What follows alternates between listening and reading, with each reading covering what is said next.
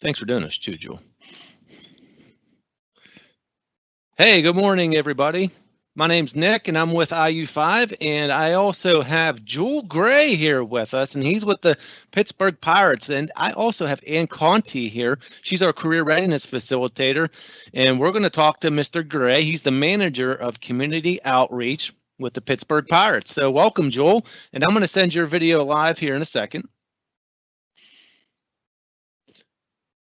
Hello. Hello, everyone. And we're good to go.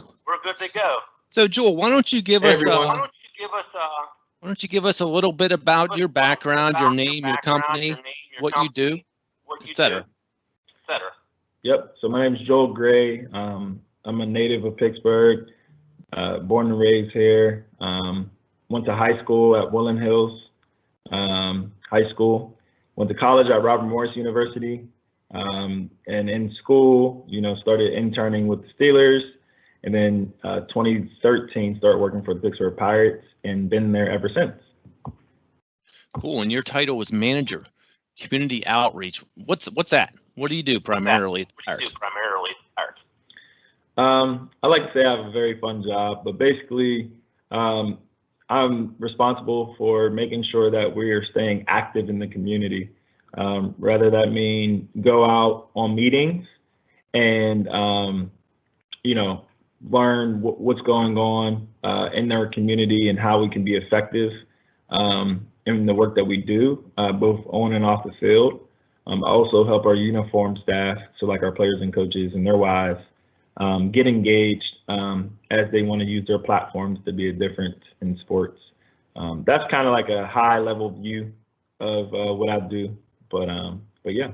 Yeah, we'll get into the nitty-gritty details here shortly, but I also want to point out to all of our participants, we're going to have some question and answer towards the end, so you feel free to type into that little bubble that has a question mark somewhere on your chat feature, and if you want to even throw in a question early as Joel's talking about some stuff, we'll switch it over to Ann in about 15 minutes, so we can pepper Joel with some questions about the good stuff. We all want to hear about the Pirates, right? So without further ado, so you tell us a little bit about what you think in your role as a community outreach. What do you think are some interests and abilities you have to be successful in that role? Yeah, that's a great question. I would say to have some type of civic engagement interest, meaning like caring about serving others, simply because that's what I do on a daily, rather it be folks in our community or rather it be my colleagues or rather it be like the players and coaches. I'm always serving. I have to put down my views a lot of times and my wants and my needs to really fulfill what people are trying to do out there or what they might need. So I would say that's a huge one, is just to have a heart for the people. Another one is just be able to make yourself uncomfortable. What I mean by that is like, especially I'll give you an example, is like right now, with all the like racial divide a lot, one, I realize this is nothing new, but me as a Black man, I still have to be able to work with people from all different walks of life, whether you look like me or not. And, I think that a lot of times it does make me uncomfortable, but I think it also is powerful when you're able to interact with folks that don't look like you to make a difference in our community, because we all can add something to the pot to make the better ingredient. And then last, I would say soft skills. That's basically what I'm talking about here, is like learning how to speak, learning how to write, learning how to just present yourself professionally, or learning how to adjust that when necessary. I think those are very key things, because I'm always going out and speaking to youth, right? Those conversations look very different than when I'm going to talk to our team president or owner. So kind of learning how to navigate those things there. That's a great point, to be able to switch from one type of conversation to other. So I imagine you rely heavily on your speaking skills. Yes, even though I may still use slang every now and then, yes, I definitely rely heavily on my speaking skills. That's great feedback. Great feedback. And you got to be able to read and write effectively. What do you think you value the most about what you do? I think I noticed this early on when I started, is that I do not take for granted that one click of what I do can impact thousands of people. So for instance, like, I oversee like our community ticket program. What this is it's a program, an initiative from Major League Baseball that kind of gives clubs a certain amount of tickets that they can donate out for free. And usually our allotments are around like 100,000 tickets or something like that. So in my mind, I have 100,000 tickets and 100,000 people I can touch every single season, you know? And so just knowing that whatever interaction I have with them can be transformative or it can be very, you know, negative. And I do not take either one of those for granted. That's awesome. We're going to have to talk about those tickets after this is over. And why don't you go ahead and throw Joel's email address out to everybody? No, I'm just kidding. Well, next year I may not be overseeing that program, but I will still have some type of influence. So. All right. So in your role, what are some skills? You already talked about some speaking skills. Do you have any specific skills like mathematics, reading, writing? Specific skills. I would definitely say reading is one of them. Trust me, I never loved reading. Growing up, I was one of those kids that just didn't find it a joy. In college, I knew I needed to change that, and I'm happy I did, because now it's not even about reading books per se, because that is a thing, right? It is good to always study and learn about your craft, right? I would highly advise that. But it's more so being thrown into email chains at the last second and you having to determine and discern when to respond and when to, you know, just be a passive reader. I think that's very important, because like there's some intense conversations that happens, and just being able to digest that conversation and understand it and comprehend it is very important. So I remember I was taking the GMAT one time, and that was actually one of the test questions. The GMAT is the test that you take if you want to go get your MBA. And at first I was like, why does this exist? But now I see it on a daily, and I understand that now. Another one, budgeting is everything. So mathematics, I wouldn't say necessarily is what you need, but kind of mastering, you know, Excel or any of the Microsoft tools is very key, because budget is how we do everything. And unless we can show where our numbers are going, you know, the expenses and the profits, we really can't activate on certain things. And I would say, like, for you all out there, continue to master that. There's a lot of classes on YouTube of how to do XYZ when it comes to Excel. So that's another skill. Yeah, I think those are some major ones. There's a lot more, but those are some key ones, I would say. So we started talking a little bit about your education, and we threw out some acronyms there that you and I know, of course. But for the audience out there, you have your graduate management admission test as a test that you would have to take after you've already obtained your bachelor's degree. And your MBA is your master's in business administration. So why don't you walk us through the educational path that you've been on to get to where you are? Yeah, so I, like I said, I went to Robert Morris. Can I give a backstory of why I picked Robert Morris? Basically, in high school, I was blessed to be a ball boy for the Pittsburgh Steelers. And while I was there, I realized that I can actually work for a team that I admire, you know? And so I did a lot of asking of the people who worked there, like, hey, what did you study in college? And a lot of them kept saying sports management. I didn't know what that meant, so I was investigating what a sports management mean. Long story short, Robert Morris has a dynamic sports management program that is out of their School of Business. And so I ended up going to Robert Morris University and got my Bachelor's of Science of Business Administration with a focus of sports management. what is sports management? So sports management, the best way I can describe it is teaching you how to take the game of sport and treat it like a business. So there's a lot of aspects to the study of it. There's marketing is huge. The sales component is also huge. But now they're starting to tap into analytics, which is like all the data. So for instance, like yards gained or your batting average, those would be considered data. There's also, you know, the PR aspect, which will be how do you deal with the media when it comes to your team's image and players' image. Again, that's kind of all encompassing of sports management.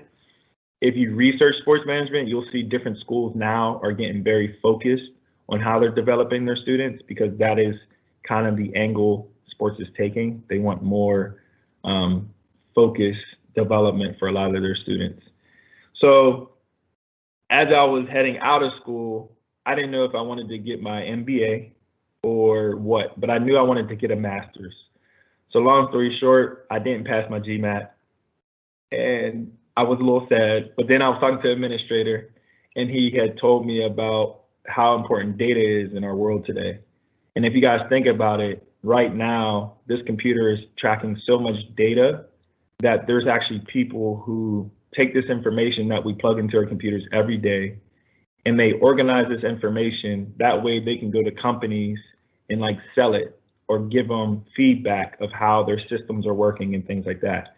And to me, data, we're only scratching the surface of how it will be used in the future. And so after I was able to comprehend that as a student, I was like, okay, how can I get my master's in that field? So I have a master's of science of competitive intelligence systems, also, which was offered at Robert Morris University. And in a kind of simple term, that basically taught me how to, no matter what I do in life, how do I think of the data behind it? That's super useful. We have a lot of school counselors and kiddos that connect with us all across Pennsylvania with the intent of, you know, they have a love for sports and they want to move into a profession of that. And whether it be a professional athlete, right? Because then we all want to be that. And I think that's awesome advice that you said. There's specific paths within sports management that you can be around and do things you love. That's awesome. That's awesome. So share something that you. Can I just add something about that?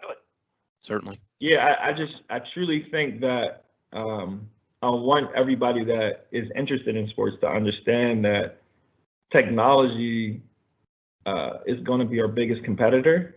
And so instead of it being a sole competitor, we got to figure out ways how to integrate it into our game. And to be honest, a lot of times it's going to take the youth to teach us how to do that. I'm even talking about like social media. How can we implement it more into our sport? You know, is there different camera angles that works better for a consumer? So these are all things that deal with technology that we would ultimately want to start implementing into our sport more and more. That's great advice. It's definitely not going anywhere, and it's going to play more and more of a role. So here's the fun question, a loaded question. What's something that you think is really interesting our audience would want to know? Maybe an interaction you've had with some people, something fun. Wow. I guess I can give a story, and then I can give like an overall thing of what I do on a day-to-day basis. So when I was a ball boy, maybe everybody on this thing knows who James Harrison is. He's a retired linebacker from the Pittsburgh Steelers. So when I started with the Steelers, lie to you not, when my dad took me in for the interview, he was like the first player I ever saw. Like he walked into, I was sitting waiting for my interview to start, and he walked into the South Side facility here in Pittsburgh where the Steelers practice. And the front desk guy was like, "What's up, Silverback?" And if anybody knows what Silverback is, it's like how it's a gorilla. And so that was like his nickname was Silverback, because he's built like a gorilla. This is very true. And it's not a negative connotation. Like he accepts the name Silverback and also Debo, but that's another story. So that was the first thing I ever saw when I first started at the Steelers. And then ironically, when I got the job in training camp, I used to work in his locker room. So the locker room, what happens in training camp, ball boys take care of the locker room, make sure towels are picked up. whatever the players need, you go get, yada, yada, yada. And he was one of the players in my locker room. So one day I was late to practice. So, and at the time, it was Mike Tomlin's first year, and he used to do a lot of two-a-days. Two-a-days means 2 practices a day. So our first practice was at like maybe 7 a.m. I can't remember exact times, and the next one would be at 2 p.m. So if you're practicing at 7 a.m., I would have to get there by like 6 o'clock, so super early in the morning. And I was late one day, and I walked into the locker room, and all the players were like, "Yo, where you been at? What are you doing?" And James Harrison charged me like, "Yo, you have to do 100 push-ups by the end of the day, or else there's gonna be consequences." So you know me, I'm young, I'm 14 years old, I'm just laughing like whatever you say. I didn't know how serious he was. We go to the noon practice, and they're out stretching, and him and also Willie Parker was also in the locker room, who was a running back for the Steelers. They were asking me like, "Yo, how many push-ups did you do so far? All right, keep playing with us. There's only consequences." And again, I'm laughing, not taking them seriously. End of practice, I probably did maybe 50 push-ups, walking into the locker room. Next thing you know, James Harrison grips me up. Willie Parker grabs my shoes, throws them, and then they walk me to the cold tub and dumps me in. After that, good thing it was a hot day. I had to do a walk of shame back to my dorm to get changed, but I wasn't late after that day. So that's a fun story there. That's awesome. That's awesome. Did you want to touch on anything with the Pirates before we take any questions from the audience?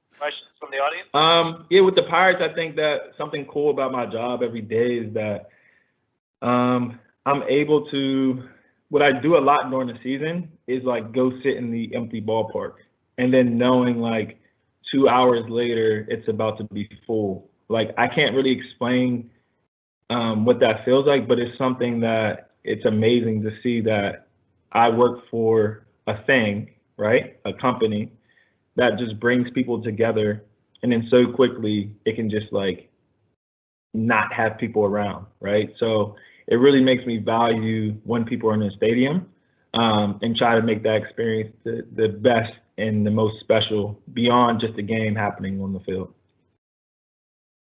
That's awesome. That's awesome. So for our audience out there, you guys can start to populate some of those questions and answers, questions. And I'm going to turn it over to Ann Conti. She's going to ask you a couple of questions from our audience. So Ann, it's all yours. Awesome. Thanks, Nick. So we do have some questions coming in. I'm going to throw the first one at you, although I think you have touched on it. But Joel, if you have anything to add, feel free at this time. It says, "Hi, Joel. Did you study sports management at Robert Morris?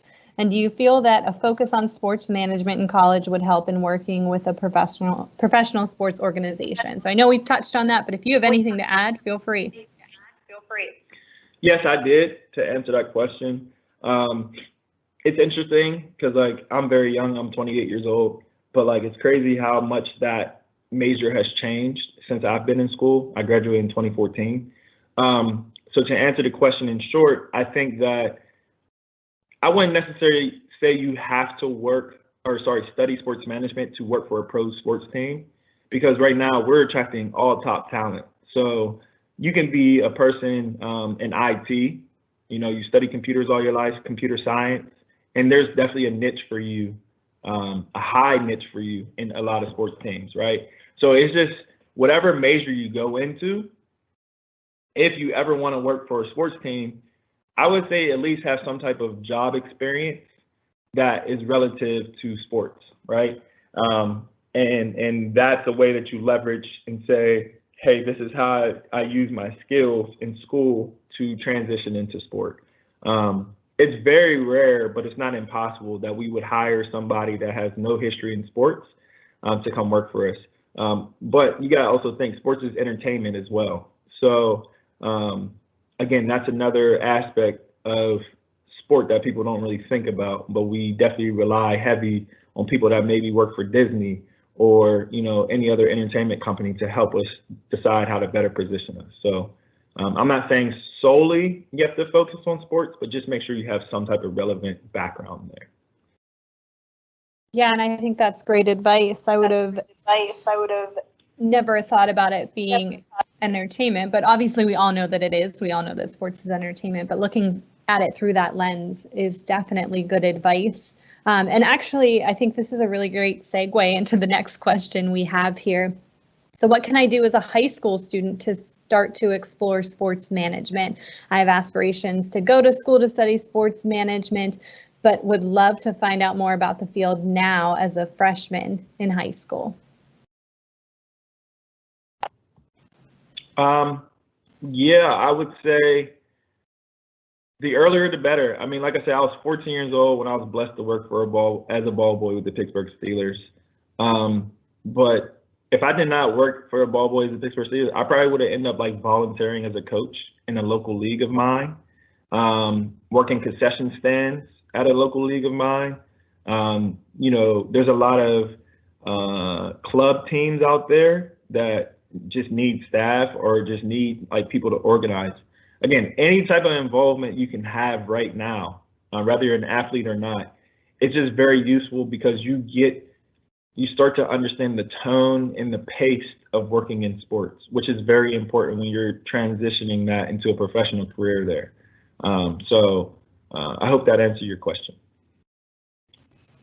Yeah, I think that's a great answer. And I think for a lot of our students who might be listening on the call, a very accessible answer, right? That there are always sports programs happening in their community or facilities where they can work and volunteer. So I think that was a great answer to give them something that they could go out and really implement like tomorrow, this season, in the spring. So I liked that a lot. So next question, when we work with students, we get a lot of students who say, I really like playing football, probably not going to be a professional athlete, so I want to study sports management. I know you've touched on this a little bit, but beyond just a love of sports, can you speak to those students and what else they need a love of to work in sports management? And is that always the right pathway?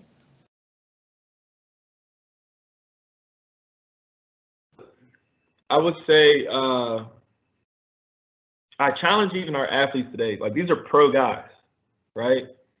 And girls. Like, I think that it's very important to know your passion, because I'm sorry to keep you honest, an injury can happen tomorrow and you can never play the sport again. And so, but you know, if you're thinking about how you can transition that drive of training, that drive of like competition, if you can leverage that into like a job, that would be awesome. You know, I have friends who are athletes who are currently pilots, right? So they channeled that energy to want to play on the field, and now they're flying planes, you know, and they do top of their class. And so I just really think like, just always understand that you're not just an athlete. You're a person that have God-given gifts of being an athlete. So how can you transition that to develop more? And if you study like athletes right now that are beyond just athletes, LeBron James is a great example. I mean, he never went to college, but this guy understands his platform in the city of Akron, you know, what he means to people globally. And he's really leveraging that a lot for business, you know, making movies, being a producer. So to me, basketball is not even his check no more. It's just a platform that he uses to really leverage what he ultimately wants to do in life and how he wants to contribute back to life. So those are just things that I would just think, you know, it's awesome. I understand that you're zeroed in on being on the starting team, you know, but there's also in that starting team, you have responsibility now to be a difference. People are going to look at you for guidance. And if you don't have no answer besides my sport, I'm sorry, it's just not going to help you out. It's not benefiting nobody. Yeah, well, I really appreciate that answer. I think it's awesome. I think it's great advice, and definitely important to hear that, you know, investments beyond just sports are really important, and that whether or not you go on to be a professional athlete, but if you do, that the world is looking at you for guidance to see who you are and what you're doing. Those are fantastic, fantastic points. So we do have a question. here. There is someone out there who wants to know if you're open for a virtual meet with their school personally. No. Oh.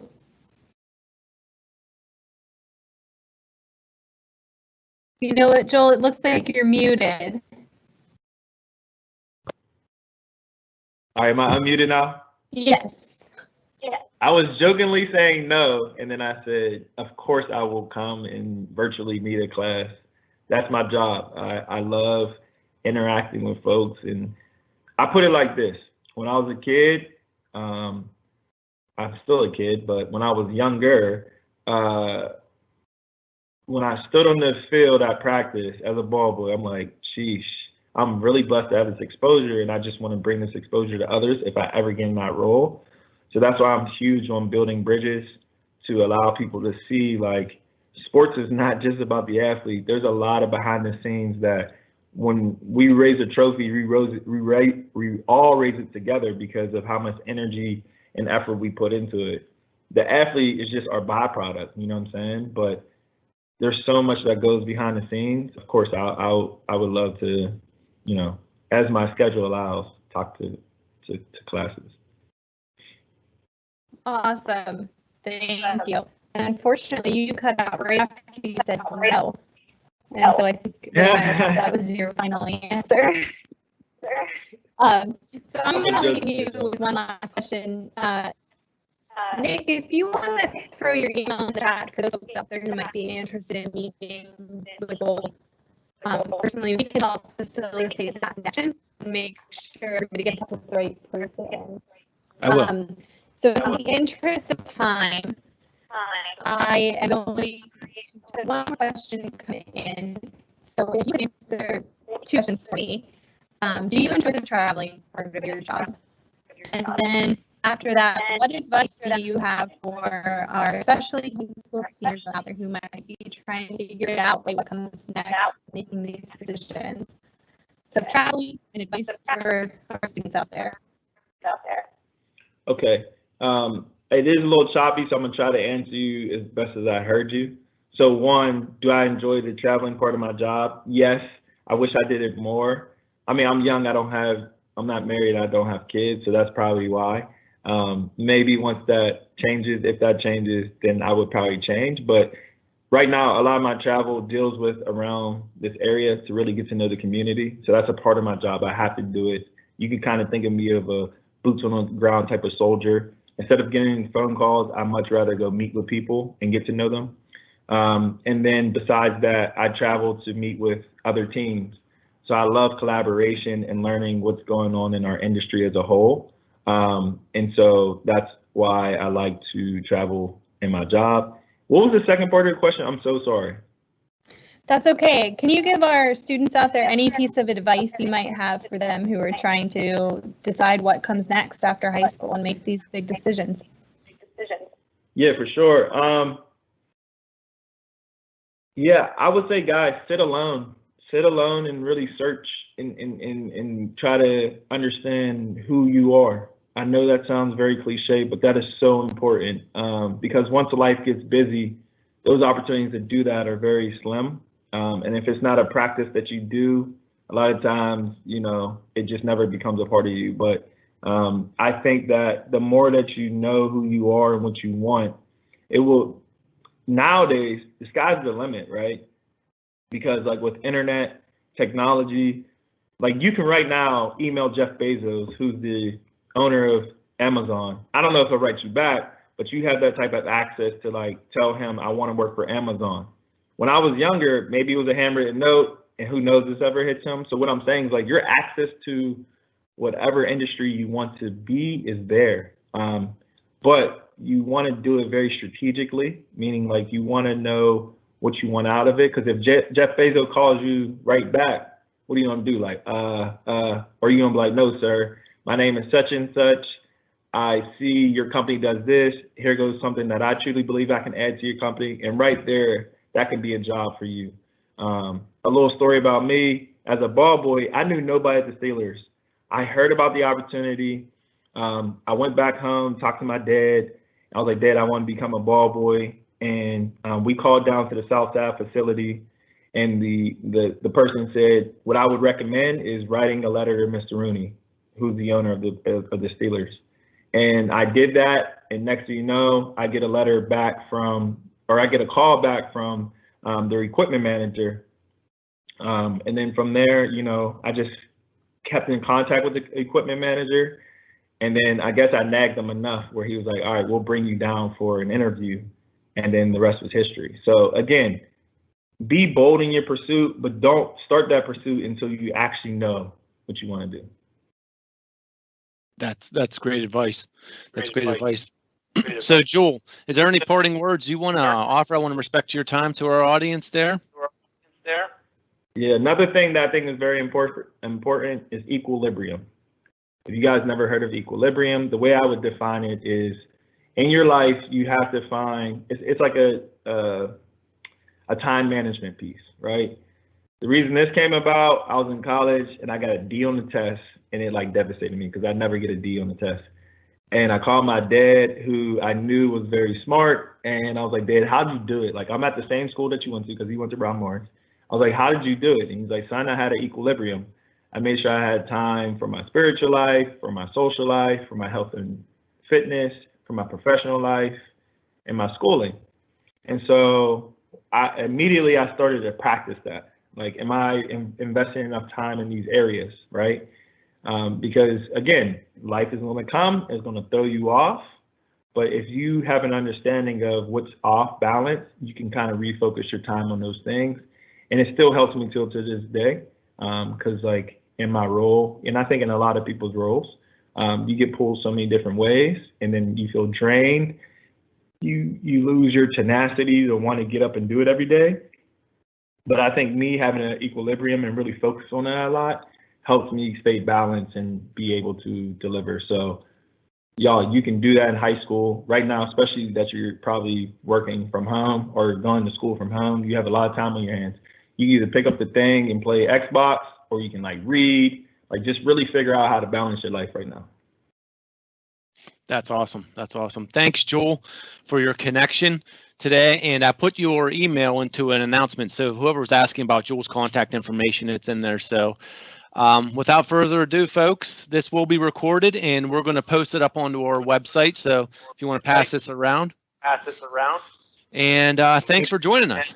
Thanks for having me, everyone. Appreciate you.